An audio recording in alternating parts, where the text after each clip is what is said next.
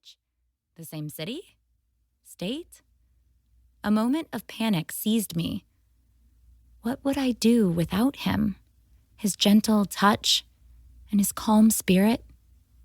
My eyes found a multicolored poster on the bulletin board beside us. Stark white letters against the background grabbed my attention. Sign up for a college cruise today. College cruises were the campus tours the PTA scheduled for rising seniors. I'd made sure Victor and I signed up for a few together. Maybe we would find a university we both liked. We had to. I couldn't remember a time Victor wasn't in my life. Couldn't even conceive of what his absence would be like. One thing was certain. I wouldn't do well on my own without him. I sighed and rested my head on his shoulder. The effect was immediate. Victor's body tightened, alerted by my closeness. He stood taller, as if he'd done it 1,000 times before. His hand released mine and moved to my waist. I should have seen it coming.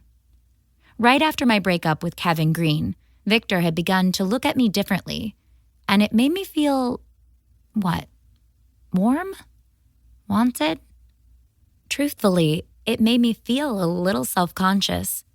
Victor's feelings seemed to be shifting from a big brother, best friend type of love to something more. When we were alone in the hallway, Victor turned to me, his arm still around my waist. "What brought that on?" he asked in his heavy Spanish accent. "Don't know," I answered honestly. "Just felt right, I guess." "Well, I'm not going to argue." Victor smiled and then kissed the top of my head. And with that, we were a couple. Of sorts. On one hand, it was a natural progression. We'd been part of each other's lives for so long it was only logical we'd end up together.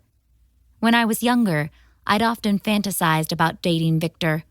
A sappy middle school fantasy still haunted me. White rose petals against the green grass of a sunny day, and the image of Victor smiling, waiting for me at the altar.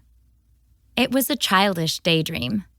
Nonetheless, with each passing year, it seemed Victor and I were destined to be together. On the other hand, our accidental couplehood made Christmas awkward. I felt additional pressure to be with Victor, my boyfriend, instead of Victor, my friend, during most of our winter break. As hard as I tried, that I had to be with him or I'd just die feeling wasn't there. I couldn't force it, couldn't will those feelings into existence. Midway through break, things became stiff and disjointed between us. Before long, I surrendered to the obvious. As much as I loved Victor, I was not in love with him. At least I didn't believe I was. I'd never been in love before, so I had no idea how it felt. Maybe if our getting together had been more organic, if we had taken the time to move from friendship to dating, but we hadn't. The ugly truth stared me in the face. I just didn't feel the way I thought a girl should feel about her boyfriend, and everything was closing in on me. When we exchanged gifts on Christmas Eve, Victor surprised me with a silver heart on a delicate chain. I thought about the impersonal gift card I had gotten for him before deciding it was time to have the talk. Victor insisted on speaking first. I waited, clutching the necklace in my hand, eager for the opportunity to return it. "Keep it, Leath," he said, as if reading my mind. "And I hope you'll wear it. I got it for you months ago, before we even started." "Dating?" I prompted. "Is that what we're doing?" he asked with an amused expression on his face. Victor took the necklace from my hand and motioned for me to turn around. "I love you, Leath." "You know that.